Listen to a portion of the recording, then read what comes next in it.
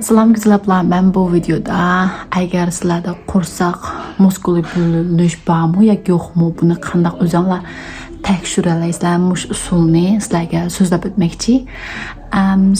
Buni so'zlashdim, qursoq muskulining ayrilishi yoki qursoq muskulining bo'linishi degan nima degan vaqtimizda ya'ni bu yerga rasmda ko'rsatib qo'ygandek bu qursoqimizda muskul bo'ldi ikki tarafda. Andan homildorlik mezgilida yoki bo'lmasa tug'ib qo'ygandan keyin bizda mushta qursoq muskulining asli kelmasligi bo'ldi. Şu bunda vaqtda biz qursoq harakat qilgan vaqtimizda diqqat qilishimiz kerak. Buni harakatlar bilan asliga kelib bo'ldi. Şu oldi bilan qilganimiz bundaq ish bizda bormi yo'qmi, qursoq muskulining bo'linishi bizda bormi yo'qmi?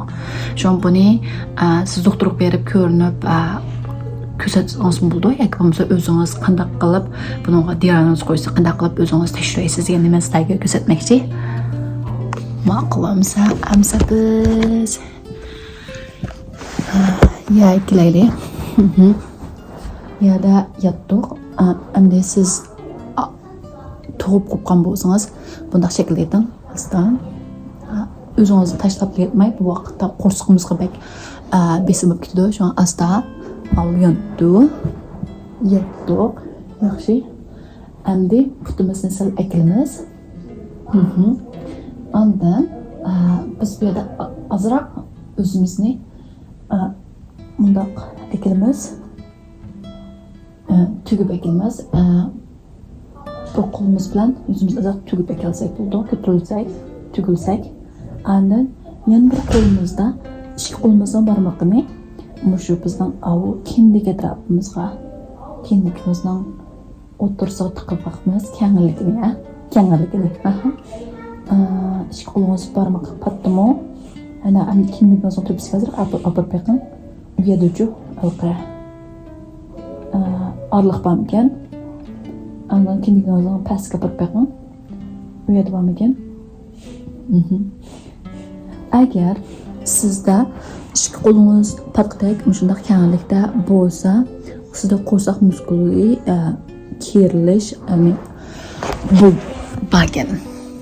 Agar ikki qo'lingizdan ikki qo'l barmog'ingiz patmasa, uning kichik bo'lsa, bu normal ekan, hali asli kelib bo'libsiz.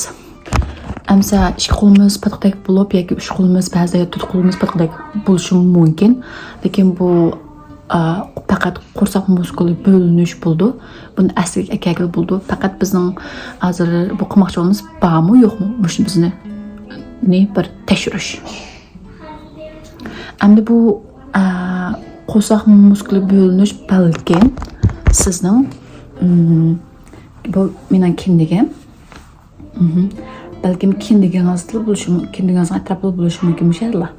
Yoki bo'lmasa kindingizning ustida bo'lishi mumkin yoki kindingizning tagida bo'lishingiz mumkin.